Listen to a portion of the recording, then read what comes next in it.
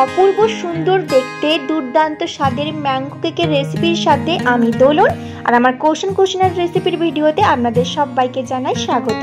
অপূর্ব সুন্দর পাকা আমের সুবাসে ভরা সুন্দর এই সফট কেকটা বানানোর জন্য প্রথমে একটা মিক্সার বক্সের মধ্যে নিয়ে নিচ্ছি 1 কাপ মতো চিনি, আর এর সাথে অ্যাড করে নিচ্ছি ফরচুনের সানফ্লাওয়ার অয়েল 1 কাপ আর 2 পিস ডিম। এরপর এই তিনটি উপকরণকে মিনিট 2 জন্য মিক্সার গ্রাইন্ডারে ভালো করে মিক্স করে নিচ্ছি। 2 মিনিট পর মিক্সার বক্স খুলে দেখবেন একটা সুন্দর ক্রিমের মতো ব্যাটার তৈরি হয়েছে। এবার এর সাথে অ্যাড করে নিতে হবে একটা পাকা আম, যেটা সুন্দর করে কেটে রেখেছি বাটির মধ্যে, সেটা অ্যাড করে নিচ্ছি। আর অ্যাড করে নিচ্ছি 1 চা চামচ বেকিং পাউডার আর ভ্যানিলা এসেন্স। এরপর এই সমস্ত উপকরণগুলোকে একসাথে 4 মিনিট মতো মিক্সার গ্রাইন্ডারে ভালো করে মিক্স করে নেব। এবার একটা সুন্দর ব্যাটার তৈরি হয়েছে, এর সাথে অ্যাড করে নিচ্ছি 1 চা চামচ মতো ফুড কালার, যেটা একদম ম্যাঙ্গোর মতো দেখতে, ম্যাঙ্গো কালার বা ইয়েলো কালার। আর এর সাথে অ্যাড করে নিচ্ছি বড় কাপের 1 কাপ ময়দা।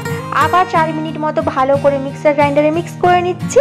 এবার কেক বেকিং করার জন্য যে ট্রেটা নিয়েছিলাম সেটার মধ্যে ফরচুনের সানফ্লাওয়ার অয়েল ব্রাশ করে কেকের ব্যাটারটা দিয়ে সুন্দর করে টুটি ফুটি দিয়ে কেকটা ডেকোরেশন করে নেব বেক করার জন্য।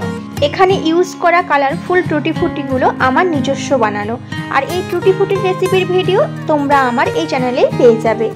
এখন কেকটি বেকিং এর জন্য রেডি হয়ে গেছে। এবার 35 মিনিটসের জন্য গ্যাসের ওভেনে একদম লো ফ্লেমে কেকটা বেক করতে বসিয়ে দিচ্ছি। আর ঢাকনার মধ্যে যে ছোট একটি হোল আছে সেটি কাগজের টুকরো দিয়ে সুন্দর করে ব্লক করে দিয়েছি। এরপর 35 মিনিটস পর গ্যাসের ওভেনটা বন্ধ করে গরম কড়াইয়ের মধ্যে ঢাকনা অবস্থাতে কেকটা 10 মিনিটের জন্য রেখে দেব। 10 মিনিট পর কেকটা বের করে আবার 10 মিনিটের জন্য খুব সুন্দর করে ঠান্ডা করে নেব। তারপর আস্তে করে কেক বেকিং ট্রে থেকে কেকটা তুলে নেব।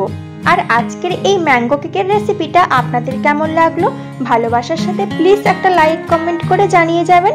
আর আমার নেক্সট রেসিপির ভিডিও আর মিনি ব্লগগুলো দেখার জন্য আমার ইউটিউব চ্যানেলটিকে সাবস্ক্রাইব করে ভালোবাসার সাথে পাশে থেকে যাবেন।